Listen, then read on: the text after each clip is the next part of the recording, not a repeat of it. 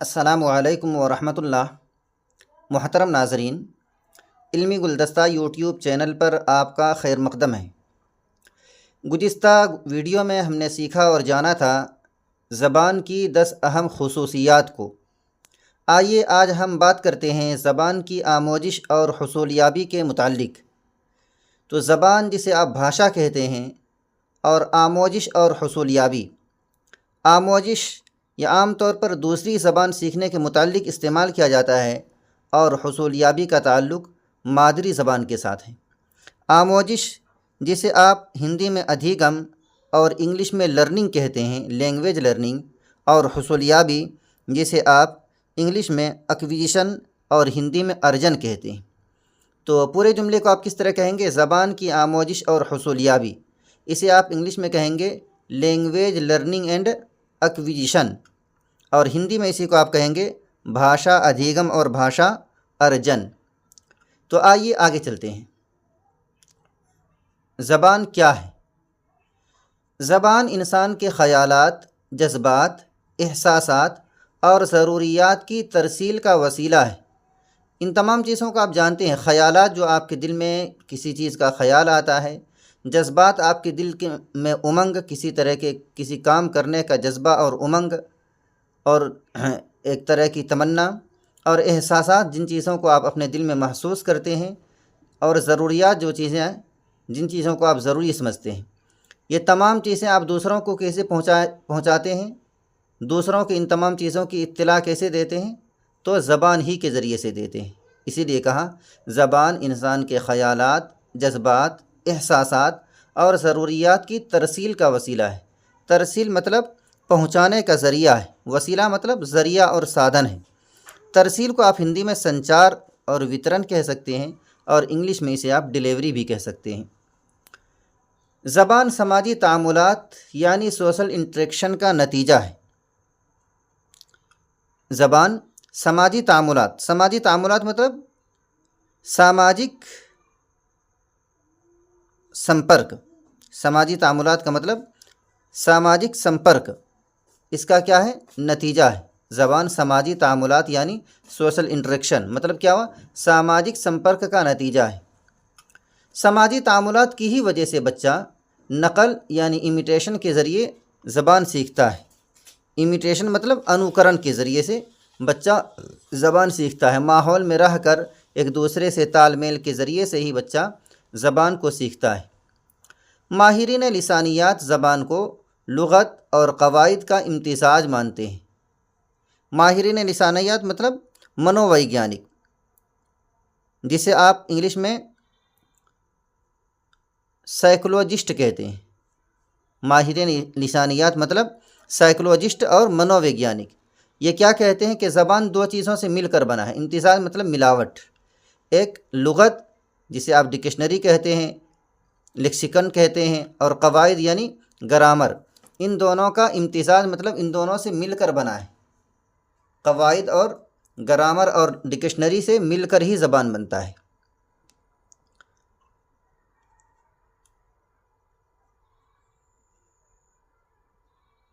زبان اور سماج کے مابین ایک ایسا رشتہ ہے جس کے بغیر نہ تو زبان کی ترقی ممکن ہے اور نہ ہی سماج کی ترقی۔ کیا بتا رہے ہیں؟ کہ زبان اور سماج کے مابین یعنی بیچ میں، زبان اور سماج کے بیچ میں ایک ایسا تال میل ہے، ایک ایسا لگاؤ ہے جس کے بغیر نہ تو زبان کی ترقی ممکن ہے اور نہ ہی سماج کی۔ مطلب زبان کے بغیر سماج کی ترقی اور سماج کے بغیر زبان کی ترقی ممکن نہیں ہے۔ دونوں ایک دوسرے کے لیے لازم اور ملزوم ہیں، دونوں ایک دوسرے کے لیے ضروری ہیں۔ زبان کا مطالعہ علم لسانیات یعنی لنگوسٹکس کہلاتا ہے۔ زبان کا مطالعہ علم لسانیات یعنی لنگوسٹکس کہلاتا ہے۔ زبان حالات، جگہ اور وقت کے مطابق تبدیل ہوتے رہتی ہے۔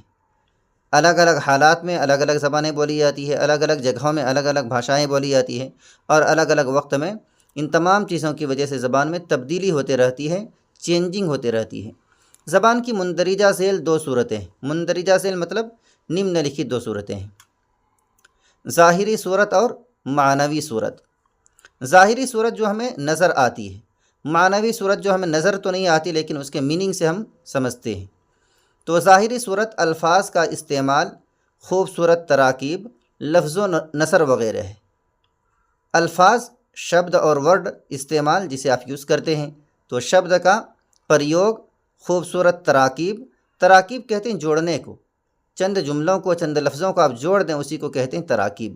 لفظ و نثر، لفظ آپ سمجھتے ہیں لیٹر یا ورڈ وغیرہ، اور نثر کہتے ہیں ایک جملہ وغیرہ، کہانی وغیرہ کو نثر کہتے ہیں۔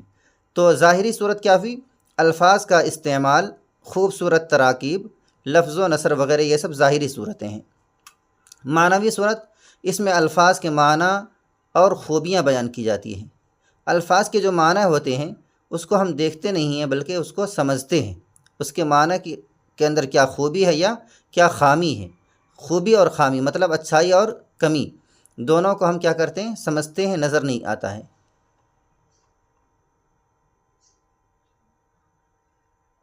چونکہ زبان کے ذریعے ہم اپنے جذبات، احساسات اور خیالات کا اظہار کرتے ہیں، اس لیے زبان کی کیفیت کم و بیش انسان و حیوان دونوں میں پائی جاتی ہے۔ کیا کہا؟ زبان کے ذریعے ہم ان تمام چیزوں کا اظہار کرتے ہیں، دوسروں کے سامنے اپنی ان تمام چیزوں کو ظاہر کرتے ہیں، بتاتے ہیں۔ اس لیے زبان کی کیفیت حالت، زبان کی حالت کم و بیش، کم یا زیادہ انسان میں بھی پائی جاتی ہے اور حیوان میں بھی پائی جاتی ہے، دونوں میں پائی جاتی ہے۔ حیوان، جاندار۔ تو زبان کے دو مفہوم ہیں، پہلا آواز اور دوسرا اشارہ۔ مفہوم یعنی ارتھ، مفہوم کے معنی ارتھ اور میننگ۔ تو زبان کے دو میننگ ہیں، پہلا آواز اور دوسرا اشارہ۔ انسان میں زبان کی یہ دونوں قسمیں پائی جاتی ہیں، دونوں قسمیں مطلب آواز بھی اور اشارہ بھی، جبکہ جانور صرف آواز کا استعمال کرتے ہیں۔ زبان کو 3 حصوں میں تقسیم کیا جا سکتا ہے، زبان کو 3 حصوں میں تقسیم کیا جا سکتا ہے، بانٹا جا سکتا ہے اور ڈیوائیڈ کیا جا سکتا ہے۔ نمبر 1 اشاروں کی زبان، نمبر 2 آوازوں کی زبان، اور نمبر 3 علامتوں کی زبان۔ تو آوازوں کی زبان جسے آپ اسپوکن لینگویج، سب سے پہلے اشاروں کی زبان۔ اشاروں کی زبان جسے آپ کیا کہتے ہیں؟ سائن لینگویج کہتے ہیں۔ آوازوں کی زبان کو آپ کیا کہتے ہیں؟ سمبولک لینگویج کہتے ہیں۔ اور علامتوں کی زبان کو آپ کیا کہتے ہیں؟ آوازوں کی زبان کو آپ اسپوکن لینگویج کہتے ہیں۔ تو یہ 3 زبانیں آپ نے سمجھ لی کہ زبان کی 3 قسمیں ہوتی ہیں، اشاروں کی زبان، آوازوں کی زبان اور علامتوں کی زبان۔ آئیے ان تینوں کو ڈیٹیل میں سمجھتے ہیں۔ اشاروں کی زبان جسے آپ سائن لینگویج کہتے ہیں، جب ہم ہاتھ، پاؤں، سر، آنکھ یا چہرے کے تأثرات کا استعمال کر کے اپنے خیالات اور جذبات دوسروں تک پہنچاتے ہیں تو یہ اشاروں کی زبان کہلاتی ہے۔ ہم کرتے ہیں نا، کبھی ہاتھ ہلا کر کسی کو بائے بائے کہتے ہیں، کسی کو سلام کرتے ہیں، کبھی پاؤں پٹک کر ناراضگی کا اظہار کرتے ہیں، کبھی سر کھجا کر یا کبھی سر کو ہلا کر کچھ اشارے کرتے ہیں، کبھی آنکھ مٹکا کر، کبھی آنکھ کو دبا کر کسی کو چڑھاتے ہیں یا کسی کو خوش آمدید کہتے ہیں۔ اسی طرح چہرے کے تأثرات بھی، چہرے کو کبھی کیا کہتے ہیں؟ موڑ کر، یا چہرے پر کبھی کوئی رنگت ظاہر کر کے ہم الگ الگ تأثرات، الگ الگ دل کے جذبات کو ہم ظاہر کرتے ہیں۔ ان تمام چیزوں کے تأثرات کا استعمال کر کے ہم اپنے خیالات اور جذبات دوسروں تک پہنچاتے ہیں۔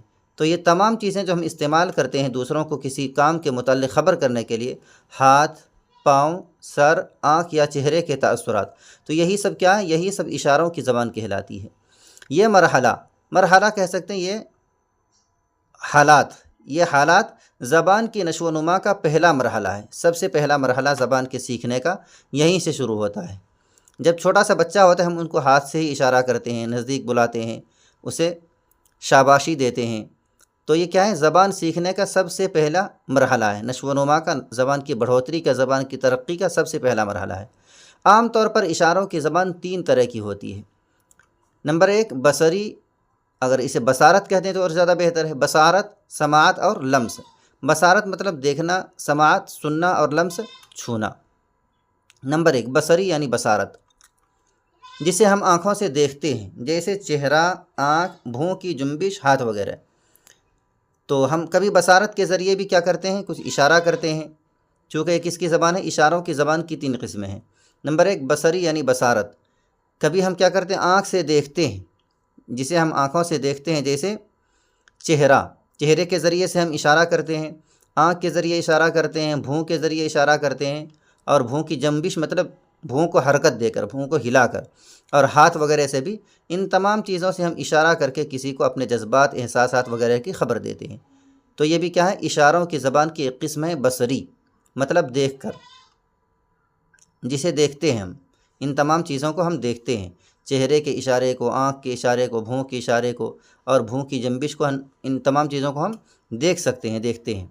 سماعت یعنی اشاروں کی آواز، جنہیں ہم سنتے ہیں، جیسے ہارن جو گاڑی وغیرہ میں ہوتی ہے، یا سائرن جو ایک طرح کی آواز ہوتی ہے۔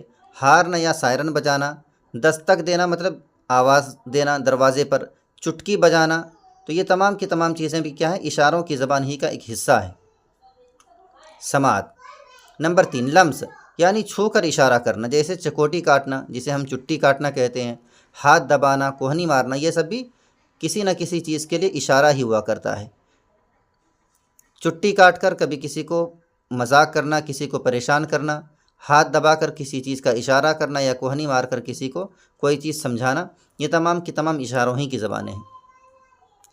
ذو لسانی مطلب بلنگول، دوی بھاشک، اور کثیر لسانی یعنی ملٹی لنگول مطلب بہو بھاشک۔ ماحول میں اشارات کی زبان اہم رول ادا کرتی ہے۔ زبان کبھی ذو لسانی ہوتی ہے اور کبھی کثیر لسانی ہوتی ہے۔ جس آدمی کو 2 زبانیں آتی ہیں سمجھیے کہ ذو لسانی ہے، جس آدمی کو بے شمار زبانیں آتی مطلب کہ کثیر لسانی ہے وہ۔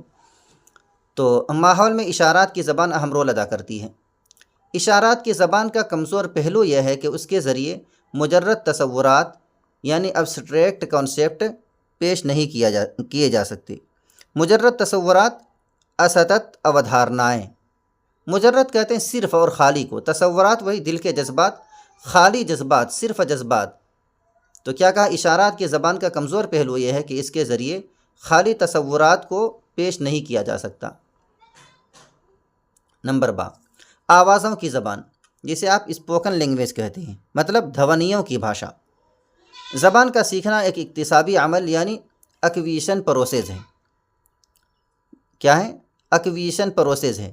بچے کا اپنے گرد و پیش جن جن لوگوں سے سابقہ پڑتا ہے مطلب جن جن لوگوں سے ملاقات ہوتی ہے، میل جول ہوتا ہے، وہ کوئی نہ کوئی زبان بولتے ہیں۔ بچہ انہیں نقل کر کے، آوازوں کو دہرا کر زبان سیکھتا ہے، اور اس پر دھیرے دھیرے مہارت حاصل کر لیتا ہے۔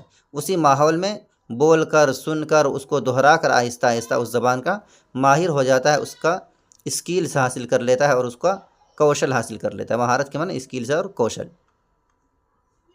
نمبر 13 علامتوں کی زبان، مطلب سمبولک لینگویج، جسے آپ پرتیکاتمک بھاشا بھی کہہ سکتے ہیں ہندی میں۔ علامتوں کی زبان مطلب پرتیکاتمک بھاشا اور سمبولک لینگویج۔